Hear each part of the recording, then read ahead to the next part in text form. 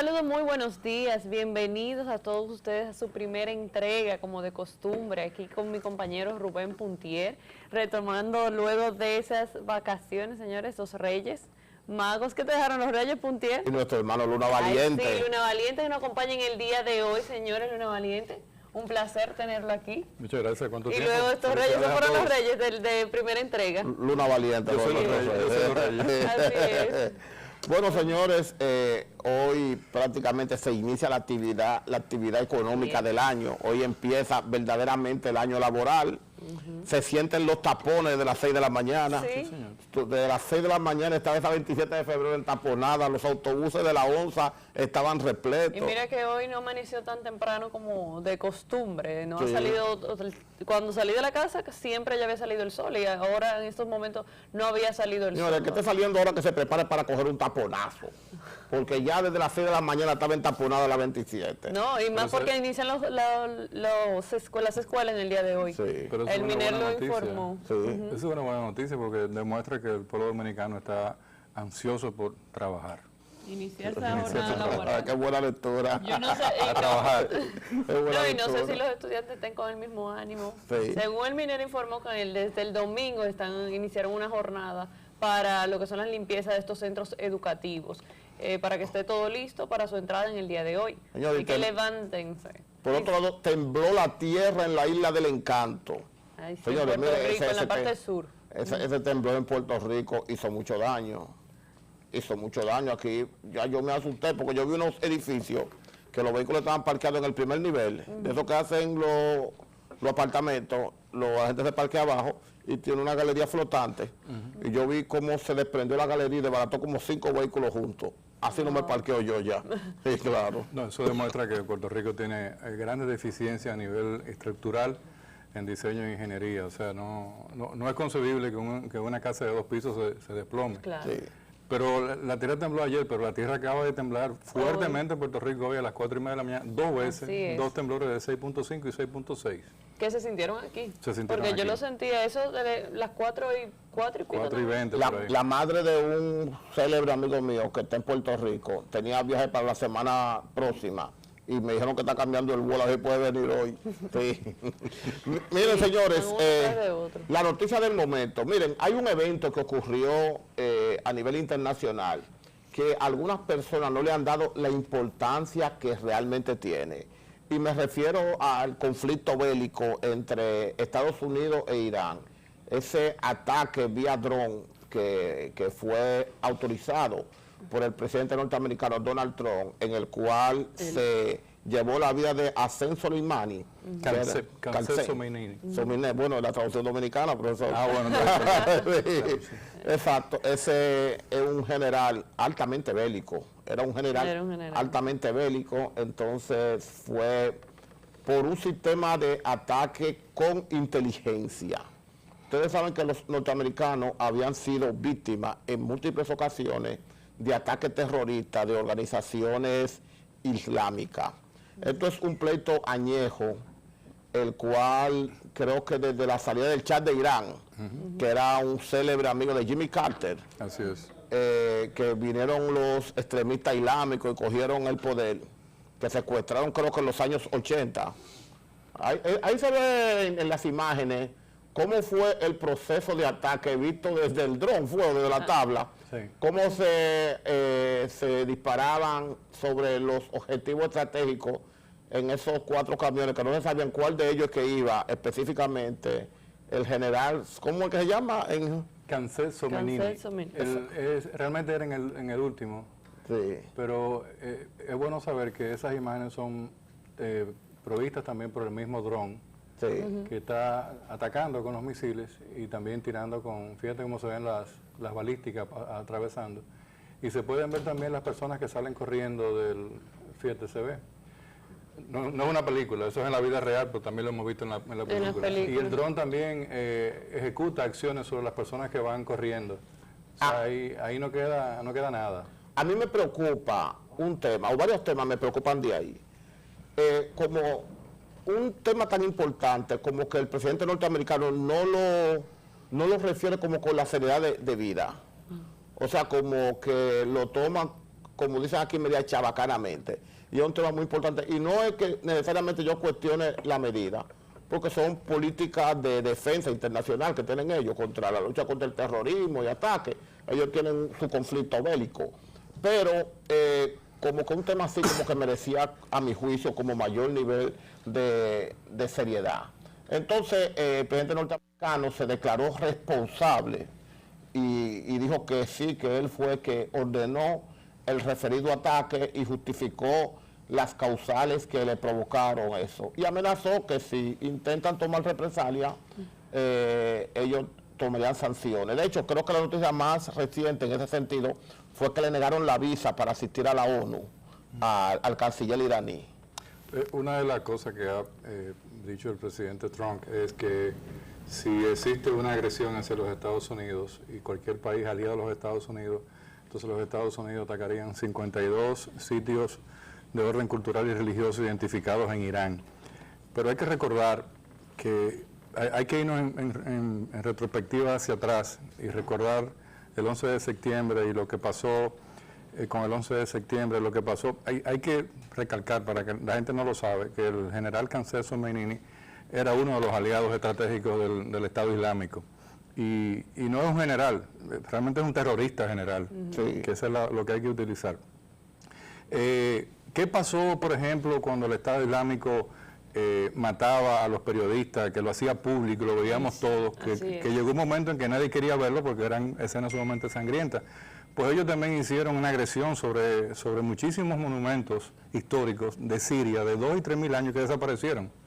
Entonces, la amenaza de Trump va muy acorde con lo que son las expectativas de agresión de los musulmanes.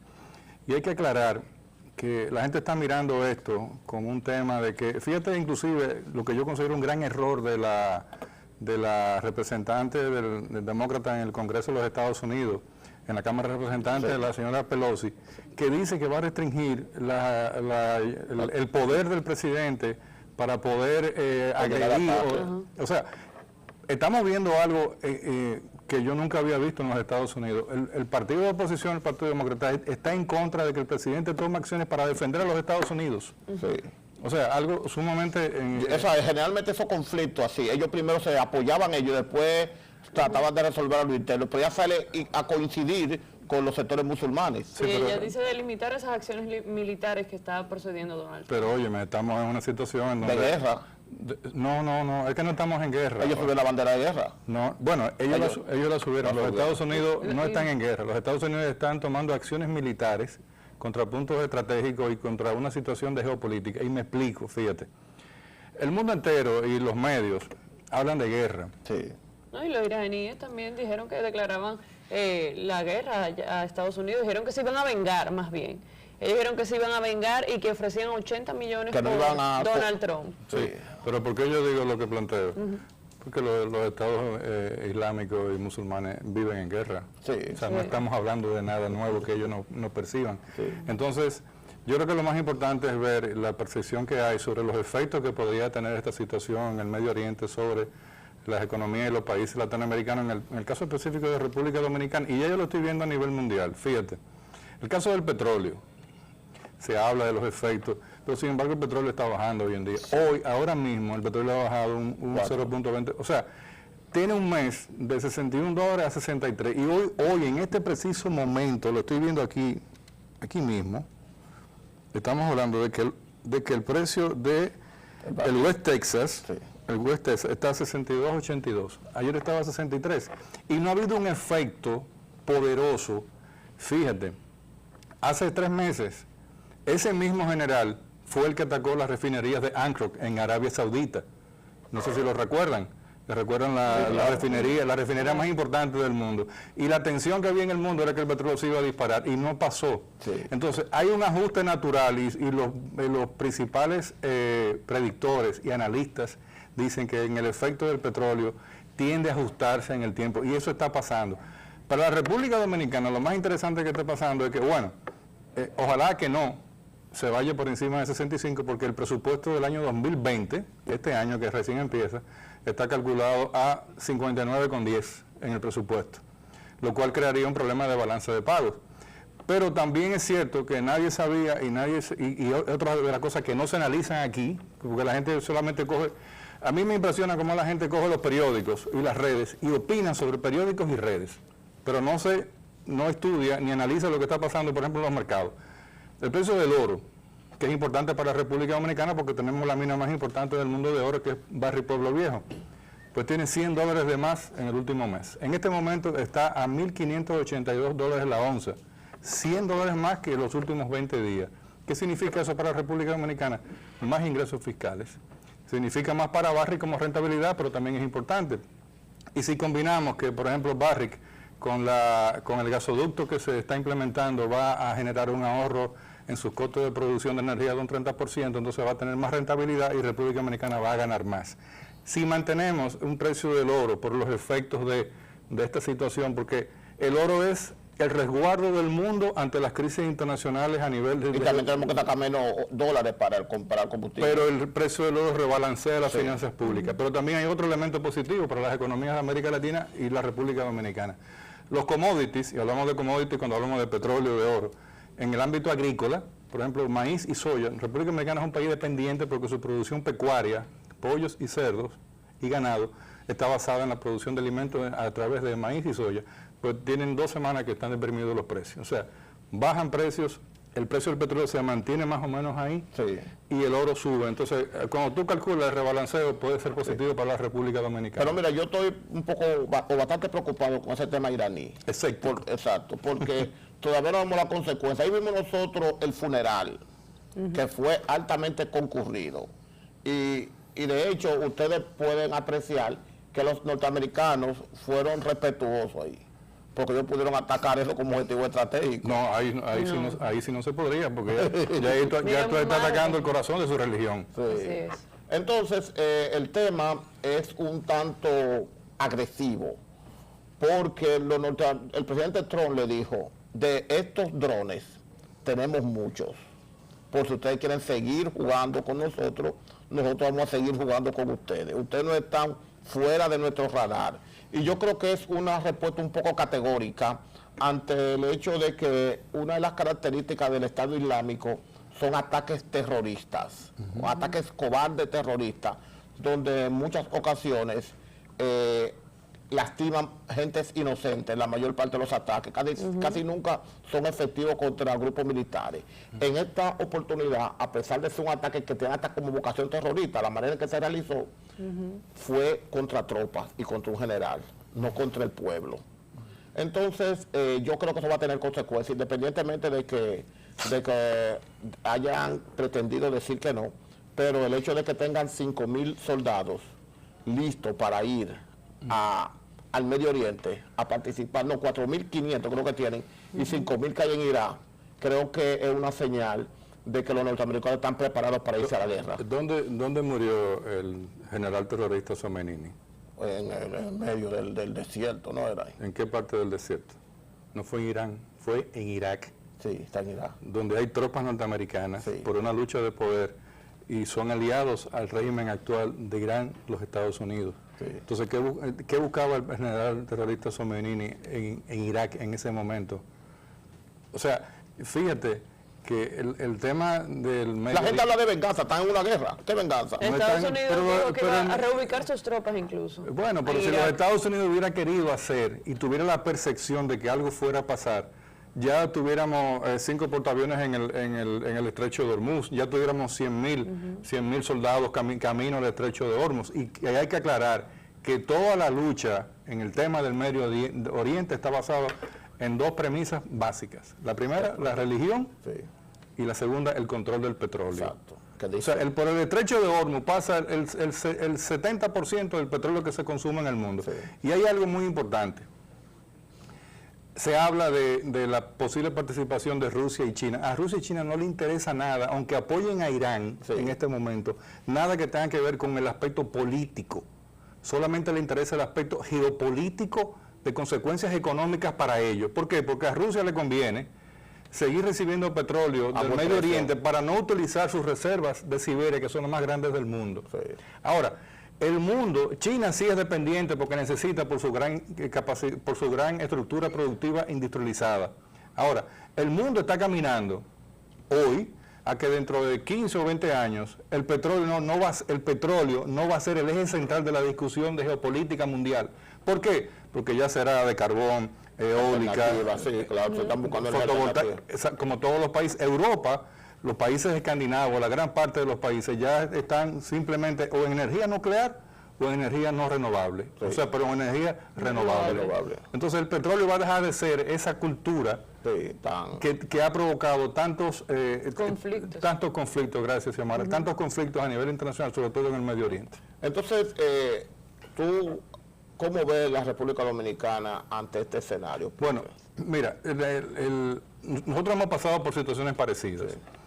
Y vamos a hacer un símil rápido con lo que pasó en este recién año, en mayo-junio. La República Dominicana tuvo el impacto de una campaña negativa contra el sector turístico, sí, que se va a recuperar en los próximos meses, pero también tuvo una ralentización de la economía en los meses de mayo y junio, cuando la economía empezó a decrecer. ¿Y qué hizo el Banco Central?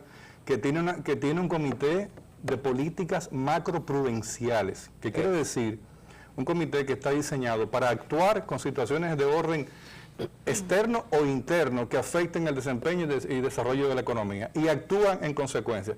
El Banco Central el año pasado tomó 5 medidas de orden prudencial que beneficiaron el término de la economía dominicana. Los números de la economía dominicana de los últimos 6 meses, el IMAE, que es el análisis de la actividad económica, ha cerrado 4.7, 4.8, 4.9, 5.1, 5.2, 5.5 en noviembre. Consistente. La previsión que hay, y yo siempre lo he visto así, que la economía va a cerrar 4.9, 5.0. Yo particularmente me he aventurado a decir desde hace un mes que la economía dominicana va a cerrar en 5.1, 5.2. El desempeño que tuvo la economía dominicana en el mes de diciembre fue extraordinario. Lo vimos en la calle, en las plazas, en las empresas, en las actividades comerciales. O sea, aquí hubo un gran circulante de dinero. ¿Y quiénes se beneficiaron de eso? Los sistemas de producción. Como tú dices, por ejemplo, tú vas a un supermercado y tú dices, pero ¿y qué cantidad de pollo se están vendiendo? ¿Y qué cantidad de cerdo? ¿Y qué cantidad de queso, de jamones, de vegetales? O sea, la gente abarrotaba y despachaba las góndolas. Sí, claro, sí. Como si estuviéramos en crisis. Y los supermercados al otro día... Y el sector turístico también. Las calles se mantenían vacías, las personas estaban para el interior. El sector turístico terminó 100% de ocupación, con nacionales e internacionales, pero 100% de ocupación. Yo estuve fuera de la ciudad en Año Nuevo, y a mí me sorprendió, por ejemplo, ver los hoteles llenos, el puerto de Ambercó recibiendo 2 transatlánticos diarios que son transportados a los hoteles para que se bañen en la playa en 2 horas y regresan a los barcos y se van, visitan el teleférico. O sea, una cosa que tú dices, bueno, pero qué bueno. Sí. Ahora, lo que quiero decir es que estamos preparados para tomar acciones previsoras con relación a la crisis. Dentro de lo que podemos hacer, porque hay cosas que se escapan del control. No, pero déjame decirte, porque yo como economista yo estoy... llamado a ver. No, yo estoy conectado y me lo critican, me dice, pero que tengo que hacerlo. Sí. Entonces, el Banco Central en los últimos 3 días ha estado publicando una serie de acciones. Bueno, el mantenimiento de la tasa monetaria, sí, que va acorde con el movimiento de la tasa monetaria de los Estados Unidos para hacer que los agentes económicos digan, bueno, me mantengo en esta inversión o me voy a esta inversión. Sí. Y vamos a ver, en esta misma semana, yo estoy seguro, una nueva actitud del Banco Central ante una previsible crisis que podría pasar como efecto de la economía dominicana con el tema del Medio Oriente. Sí. Estamos siempre dando un paso delante con relación a una situación internacional que nos pueda perjudicar. Normas macroprudenciales. Políticas macroprudenciales. Sí. ¿Qué quiere decir? ¿Cómo afectaría la tasa de interés y qué tengo que hacer? ¿Cómo afectaría la tasa de cambio y qué tengo que hacer? ¿Cómo afectaría la tasa de política monetaria y qué tengo que hacer? ¿Cómo afectaría la tasa de inflación y qué tengo que hacer? Lo vimos, por ejemplo, una política macroprudencial, cuando el Banco Central dijo en junio del 2019, yo voy a liberar 35.000 millones del encaje legal para financiarlo a los sectores productivos, una tasa fija de 9%. ¿Y qué pasó? Se fueron todos los recursos. En eso. ¿Quiénes los utilizaron? Los sectores productivos. Había gente que decía, yo vi en un evento...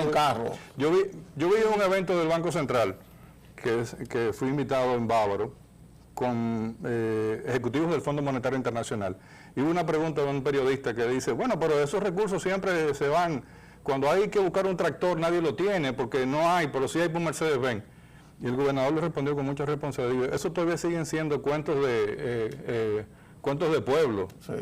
¿Por qué? Porque la gente no sabe cómo se maneja. La gente cree que el Banco Central dice 35.000 millones. Dice, se lo robaron los ricos. Sí. Se lo cogieron. Pero, ¿tú sabes cuántos financiamientos se dieron con esos 35.000 millones? 11.000 préstamos. Y para que cada préstamo saliera de cada banco, el Banco Central tenía que autorizar y ver que iban a los sectores dirigidos por ese encaje legal. Agropecuario, MIPYME, vivienda, comercio, exportación. Y cuando se verificaba decía, ok, se fueron. Se liberó válido. Pero claro, sí. Pero eso automáticamente genera ¿qué? ¿Tú sabes cuánto cerró el financiamiento en el país en el 31 de diciembre? 105.000 millones de pesos financiados. Cuando a sectores. A todos los sectores. Cuando tú liberas recursos, sí. Tú motorizas a que el Banco Central diga, bueno, la represa abierta, pero los bancos tienen tesorería, tienen recursos. ¿Y qué hacen los bancos? Dicen, no nos quedemos atrás con lo que tenemos aquí porque estamos ganando poco, sí. Colocándolo en certificado. Entonces, lánzanlo a los sectores productivos. Lo tiran a la calle también. Exacto. Yo siempre he hecho, para terminar y no quitarle más tiempo, yo siempre he hecho un análisis que la gente no lo conoce, pero tiene que ver con lo que se conoce como la tasa overnight, que es la tasa que utiliza el Banco Central. Tú sabes que la banca dice los viernes, bueno, pero a mí me sobran hoy 5.000 millones de pesos. ¿Y qué yo hago con eso? ¿Me lo dejo en el banco en la caja? Dice, no, hay un mecanismo a través del Banco Central con una tasa preferencial que te dice, deposítamelo en el Banco Central sí. A una tasa. ¿Por tal tiempo? No, es hasta el otro lunes. Por Entonces, la ganancia es 10 millones, 15, 20, pero aquí no le interesa 15, 20 millones de pesos. Entonces lo coloca a otro. Exacto. Claro. Entonces, cuando la tasa, fíjate, cuando la tasa referencial de esa overnight se refleja contra la tasa de financiamiento en un momento, dicen los bancos, no, espérate, no se lo manden al Banco Central. Dámelo a mí. No. Vamos a financiar los sectores productivos, porque es más rentable para nosotros, porque el Banco Central me está ofreciendo una tasa 3 o 4 o 5 puntos menos. Entonces, ¿qué pasa? Pero no lo hacen de banco a banco, el overnight también. O sea, que yo tengo que como un banco, claro. Y yo vengo, se lo van de otro banco. Se prestan de banco a banco. Exacto, también. Sí. Y se prestan, o sea, eso es lo que se llama estrategia de tesorería. Sí. Porque los bancos, o sea, hay gente que está para eso, pensando. Y esa gente también... Porque hay que multiplicar el dinero, ese es el negocio de los bancos. Claro. Y esa gente también, por eso es que los bancos tienen hoy bancos de inversión. Sí. O sea, el Banco de Reserva tiene su filial de inversiones. Sí, claro. Entonces, tiene una serie de inversiones de diferentes actores, pero también invierte en bolsa de valores de los Estados Unidos. Sí, y también invierte en commodities, claro. Y compra maíz y vende maíz, o sea, todo eso lo hacen. Está en el mundo comercial. Déjame decirte antes de finalizar que la estructura más importante del mundo a nivel de commodities, sí. De transacciones del Citibank, ¿usted sabe dónde está? En el edificio nuevo de aquí. En el edificio nuevo no, en República Dominicana está. En un último piso de una torre muy importante de la avenida Winston Churchill. ¿En la 27? Casi, no, más para allá. Señores, en pocos segundos retornamos, primera entrega. Saludos mis amigos, miren, quiero adelantar que hoy en el segmento de deportes hablaremos ampliamente de lo que fue la actividad de ayer del béisbol invernal de las Grandes Ligas, los 18-0 en forma consecutiva que han propinado los Toros del Este. También tendremos noticias con relación a Juan Francisco Puello Herrera, está bien caliente el hombre por los predios de Cuba. Hablaremos de Vince Carter, el hombre que ha jugado 4 décadas. Tendremos noticias de tenis, boxeo, todo eso y mucho más adelante en el segmento de deportes aquí en primera entrega. Mientras tanto, pasamos al set principal, que hay cosas muy interesantes todavía que compartir con todos ustedes. Muchísimas gracias, Franklin Núñez, por esos adelantos deportivos. Bueno, señores, el tema político, evidentemente, es una de las características especiales de este año 2020. En el próximo mes de febrero, ya a la vuelta de la curva, tenemos las elecciones municipales. Bueno, la Junta tiene el tiempo encima. Sí, todavía no se ha definido cuál va a ser el método de elección, si oficialmente va a ser con las boletas, si va a ser electrónico con conteo manual. Se dice que va ambas. Ambas. De hecho, hay un cronograma que tiene plazos fatales. Esta semana, por ejemplo, tiene que decidirse la elección de la compañía que va a hacer las boletas. Exacto. Se van a usar boletas en algunos sitios. O sea, el sistema electrónico no se utilizará en todos los lugares. Entonces, ante esta situación, el escenario, según se vaticina, parece ser que el Partido de la Liberación Dominicana será ampliamente beneficiado, según los estudios, en las votaciones municipales. De hecho, según lo que se ve, parece ser que el PLD puede sacar hasta por encima del 70% de los ayuntamientos, que sería una señal. Por el apoyo que tienen con las alcaldías. Sí, el liderazgo local del PLD parece que está bien sólido y se vaticina como que el PRM ganaría algunas alcaldías aisladas, y en la única en que se ve a la fuerza del pueblo pelear es en la de Higüey con Cholitín. Fuera de ese escenario es posible que no ganen una alcaldía. Entonces el escenario político a nivel municipal inclina la balanza muy favorablemente al Partido de la Liberación Dominicana, y se entiende que eso puede ser puede producir una nueva visión luego de las elecciones de febrero de lo que puede ocurrir en mayo. Mira, hay cosas interesantes que, por ejemplo, con el tema municipal, siempre ha habido una crítica en los últimos 30 años sobre lo que es la ayuda gubernamental a través del presupuesto a los diferentes municipios de cada país para la ejecución de sus diferentes obras en las diferentes alcaldías de todo el país. Es altamente conocido el poder político que tiene el presidente Danilo Medina sobre todas esas estructuras municipales. Sí. Y se ejerce en este momento a raíz de que, como yo he sido gobierno el que ha propiciado las ayudas necesarias para que tú puedas cumplir los diferentes planes y proyectos, entonces eso se revierte a favor del Partido de Liberación Dominicana. Y como tú bien planteas, a nivel de porcentaje, eso da una holgada aparente ventaja y victoria en el próximo mes de febrero, lo que crearía una plataforma mucho más beneficiosa para la candidatura del candidato Gonzalo Castillo para las elecciones presidenciales en mayo. Entonces, mira el tema, para las elecciones de mayo, entonces el escenario es el siguiente: Gonzalo es el candidato oficial del partido de gobierno. Según un análisis de la socióloga Rosario Espinal, politóloga, ella señala que para que un partido de gobierno pierda, deben darse 3 causales fundamentales. Uno, que se produzca una gran división, que hasta el momento no se ha sentido. Se fue el presidente del partido, pero no se ha visto ese éxodo mayúsculo de la dirigencia del PLD a respaldar esa nueva opción. Segundo, que se produzca una gran crisis de gobierno, la cual no se ha visto. Y una tercera variable es que haya un líder de la oposición tan carismático que produzca una especie de dinámica electoral, por ejemplo, como un Peña Gómez, que era un hombre con una gran dinámica en la oposición, como lo fue como era López Obrador en México, un líder así como Lula. A pesar de que ha caído, se ha caído del cielo hacia la tierra López Obrador. Sí, pero en su momento en la oposición eran líderes extremadamente carismáticos y podían producir una modificación en la voluntad del electorado. Cuando Rosario Medina dice, Rosario Espinal, perdón, dice una crisis de gobierno, ¿se refería a crisis política? O sea, hasta una crisis económica, financiera y cosas así. Porque desde el punto de vista de la historia, lo único que saca un gobierno del Estado es una crisis económica. Sí, exacto. Y en el horizonte eso no se está previendo. No se perfila. A pesar de tener un año inmensamente electoral, porque este es un año muy atípico. O sea, es un año con 2 elecciones y una posibilidad de una tercera elección. Ojalá que no sea así. Exacto. O sea, es un año en donde la actividad económica va a estar muy dependiente de la misma actividad política. Exacto, va a estar muy de mano. Entonces tú te encuentras que cuando un candidato del poder promueve un candidato distinto a su propio partido, casi nunca ha perdido. Creo que el único registro de derrota que existe en eso fue el de Jacobo, pero Jacobo tuvo una rivalidad, que él iba en contra de su propio partido, que no es el caso. Sí, pero Jacobo no perdió.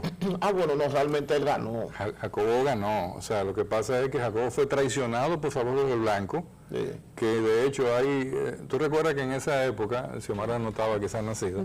No, tú sabes que yo lo mismo joven que revejido. Ay, Dios Puntier, pero todo qué buen proceso de cirugía. Llévalo de Puntier. Te recomiendo a los médicos. ¿Tú recuerdas que en esa época las boletas se le ponía el nombre? Sí. Rubén Puntier, sí. Y tú eso sabías por quién había votado. Sí. Ahora, lo que pasó en esas elecciones es recordado como uno de los puntos políticos de elecciones más relevantes.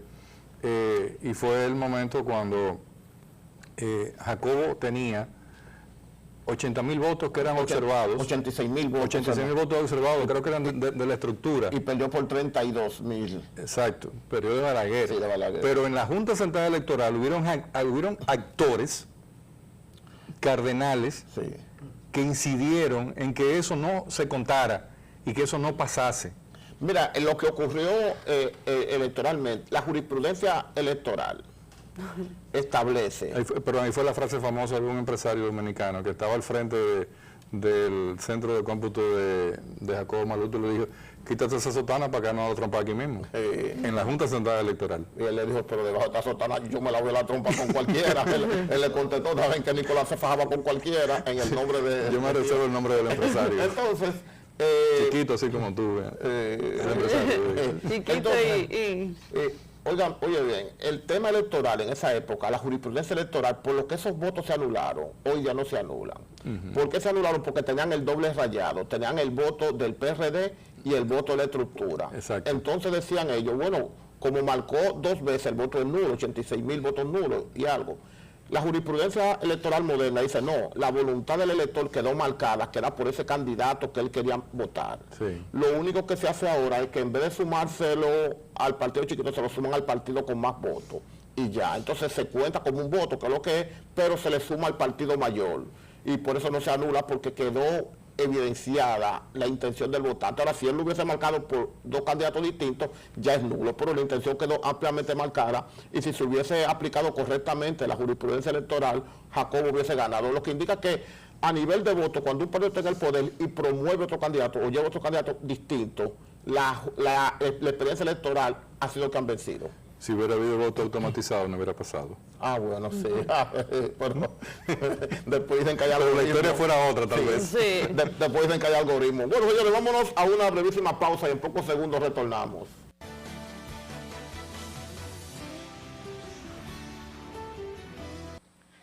Regresamos con los deportes aquí en Primera Entrega y de inmediato pues iniciamos hablando de lo que fue la actividad de ayer del béisbol invernal de la República Dominicana. 2 partidos fueron celebrados, uno aquí en el Estadio Quisqueya. Los Tigres del Licey se enfrentaban al conjunto de los Toros del Este, los increíbles Toros, que ayer pues segunda blanqueada en forma seguida para el equipo de los Toros.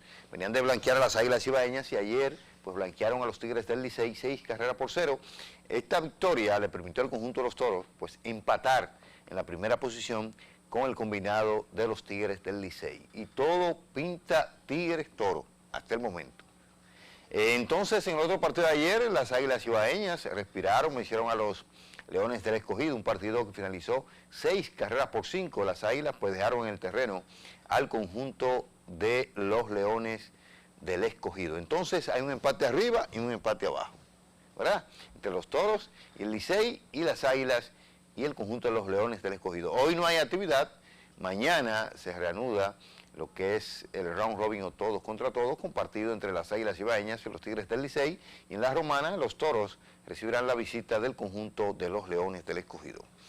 Siguiendo con el béisbol, pero ya en lo que tiene que ver con el béisbol del Caribe, bueno, Juan Francisco Puello Herrera, el dominicano, quien es el presidente de la Confederación Centroamericana y el Caribe de Béisbol, pues está siendo acusado directamente por parte de Cuba de ser el hombre que torpedeó el hecho de que Cuba no pueda participar en la próxima Serie del Caribe. La Confederación alega que es que no se podrán transmitir con el tiempo necesario los visados de los peloteros y técnicos cubanos que irán a la Serie del Caribe, como ustedes saben, pues será celebrada en Puerto Rico. Lo cierto es que ante esta situación, pues se ha buscado un sustituto por Cuba, y es Colombia. Colombia será el equipo que estará pues sustituyendo a Cuba en la próxima Serie del Caribe. En otro orden, Rafael Nadal ganó ayer una importante victoria en la Copa ATP que se está llevando a cabo en Australia. Derrotó a Pablo Cuevas de Uruguay. Entonces, porque es un evento por equipo, por países. Esta victoria le hizo posible que España terminara por encima de Argentina. Hoy España jugará contra Japón a ver cuál equipo termina primero en el grupo B. Así que esa es la situación de este importante evento que se está llevando en Australia. Este evento, Novak Djokovic había pedido que fuera aplazado por asunto de los incendios, pero parece que todo ha seguido, parece que no se han presentado mayores inconvenientes, y ahí está la actividad. Miren, se anunció ya oficialmente que Saúl El Canelo Álvarez estará peleando el próximo día 5 de mayo. Las peleas del Canelo tienen un interés especial. Ustedes saben que él tiene el contrato más grande. Él tiene el contrato más grande que pueda tener cualquier deportista. Sí, el contrato más grande. Entonces son 11 peleas. Ya él va... No, Mayweather le ha acumulado más dinero. Ahora, el contrato más grande, él se lo tiene él. Fueron 365 millones por 11 peleas. Entonces siempre es importante, y mucha gente le está exigiendo la calidad. Ya se barajan 2 nombres para su próxima pelea. No son nombres sonoros, pero sí boxeadores de calidad. Se trata de 2 ingleses. Eso será el 5 de mayo. Esta es siempre la fecha que en mayo y septiembre estos grandes peleadores mexicanos pues escogen esta fecha por un asunto de que se celebran, son fecha festiva en México. Entonces esa es la situación con relación a Saúl El Canelo Álvarez. Vince Carter agregó otro peldaño importante a la historia suya y del baloncesto de la NBA. Se convirtió el pasado sábado en el primer jugador que participa en 4 décadas. Él es el jugador más viejo que ha accionado, de mayor edad. En cualquier deporte. No, de la NBA específicamente. Pero un hombre que tenga 40 años jugando. No, con 42 años de edad. Ok. Lo que tiene 40 años. Él ha jugado en 4 décadas. 4 décadas. Mira, finalmente en el baloncesto de la NBA, ayer el equipo de Filadelfia derrotó viejísimo en béisbol de Grandes Ligas. 120 por 113. Al Horford en ese partido terminó con 13 puntos. Indiana le ganó a Charlotte 115 por 104. Boston cayó ante Washington 99 por 94. Brooklyn Nets perdió de Orlando 101 por 89. Denver le ganó a Atlanta 123 por 115. Utah Jazz le ganó a New Orleans 128 por 126. Milwaukee 104. San Antonio 126. Chicago 110. Dallas 118. Golden State perdió de Sacramento Kings 111 por 98. Esos fueron todos los resultados de la actividad de ayer en el baloncesto de la NBA. Y de esta manera nosotros concluimos lo que es el segmento de deportes. Vamos a la pausa, pero quédense ahí porque todavía queda mucho más aquí en Primera Entrega.